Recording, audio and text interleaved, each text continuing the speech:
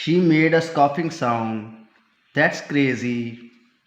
Nonetheless, that is the proposition. Mr. Stewart said, would you like me to return the button unit? Norma stiffened. Certainly not. She hung up angrily. The package was lying by the front door.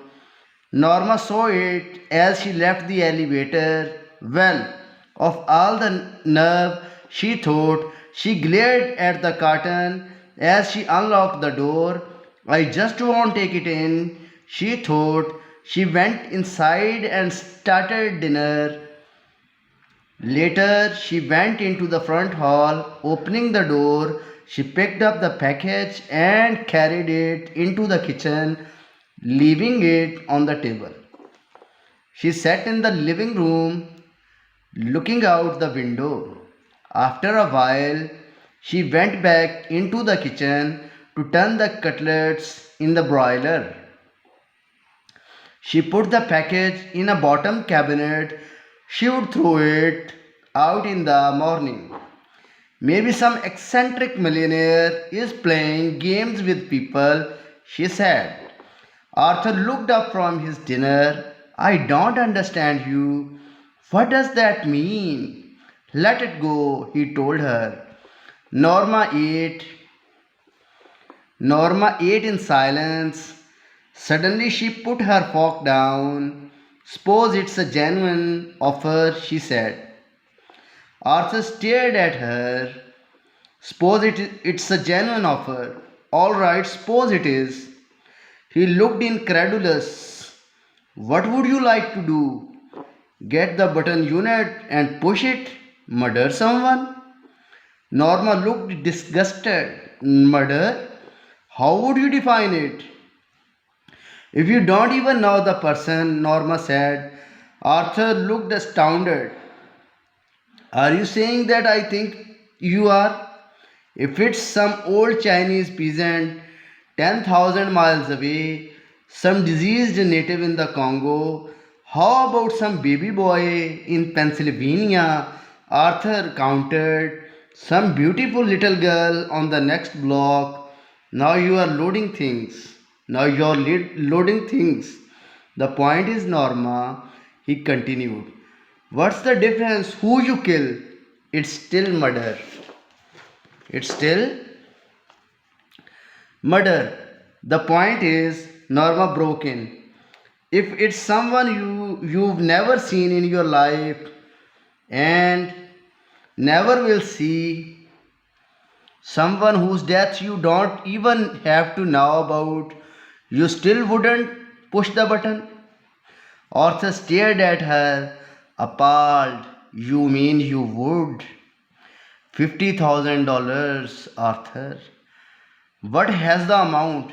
$50,000, Arthur. Norma interrupted. A chance to take that trip to Europe we've always talked about.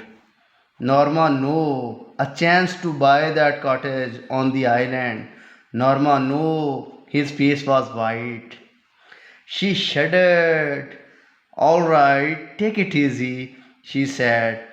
Why are you getting so upset? It's only talk.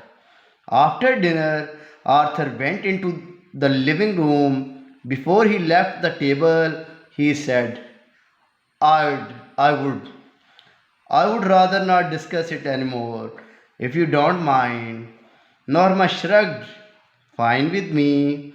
She got up earlier than usual to make pancakes, eggs, and tea for Arthur's breakfast. What's the occasion? He asked with a smile. No occasion. Norma looked offended. I wanted to do it, that's all. Good, he said. I'm glad you did. She refilled his cup. Wanted to show you I'm not. Dash for interruption. She shrugged. Not what? Selfish. Did I say you were? Well, she gestured vaguely. Dash. Last night. Something continued. Arthur didn't speak. All that talk about the button. Norma said. I think you dash for interruption. Well, misunderstood me. In what way? His voice was guarded. I think you felt, she gestured again. Dash again and again is using here for interruption.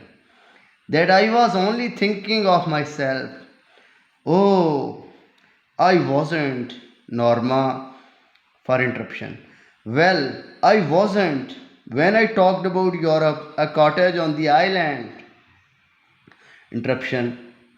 Norma, why are we getting so involved in this? I am not involved at all. She drew in a shaking breath. I am simply trying to indicate that dash again is using here for interruption. What? That I would like for us to go to Europe, like for us to have a cottage on the island, like for us to have a nicer apartment, nicer furniture, nicer clothes, a car. Norma, we will, he said.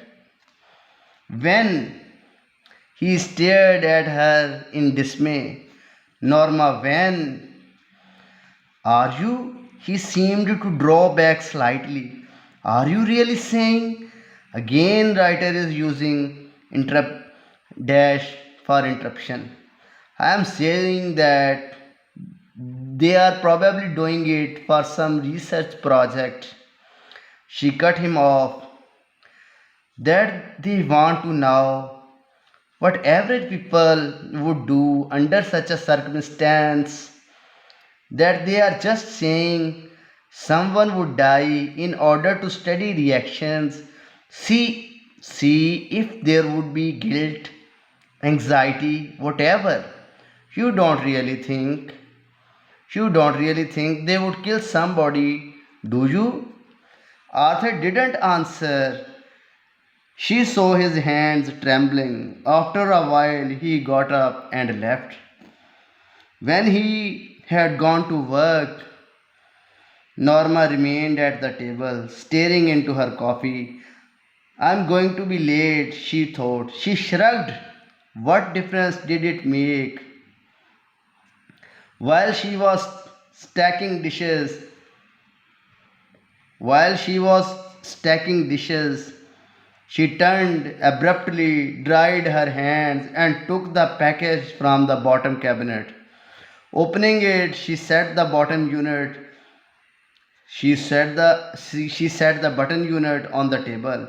She stared at it for a long time before taking the key from its envelope and removing the glass dome. She stared at the button. How ridiculous, she thought. All this furor over a meaningless button. Reaching out, she pressed it down. For us, she thought angrily. She shuddered. Was it happening? A chill of horror swept across her.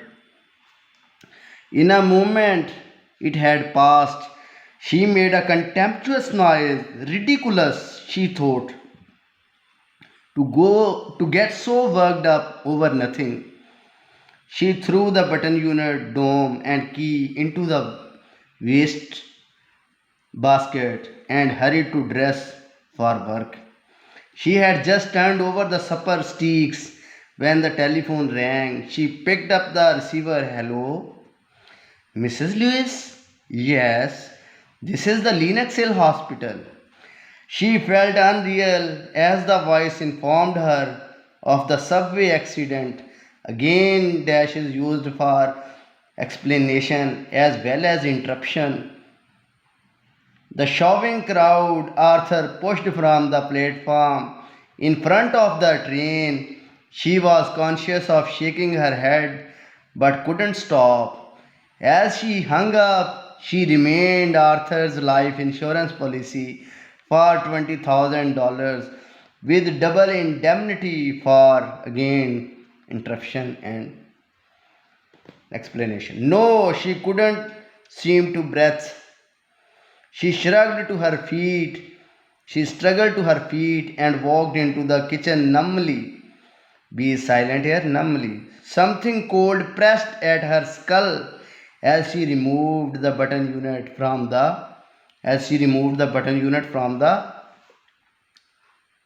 waste basket. There were no nails or screws visible. She couldn't see how it was put together. Abruptly, she began to smash it on the sink edge, pounding it harder and harder until the wood split. She pulled the sides apart, cutting her fingers without noticing. There were no transistors in the box, no wires or tubes. The box was empty. She wailed with a gasp as the telephone rang. Stumbling into the living room, she picked up the receiver. Mrs. Lewis? Mr. Stewart asked. It wasn't her voice, shrieking so. It couldn't be. You said I wouldn't now. The one that died. My dear lady, Mr. Stewart said, do you really think you knew your husband? Thank you very much.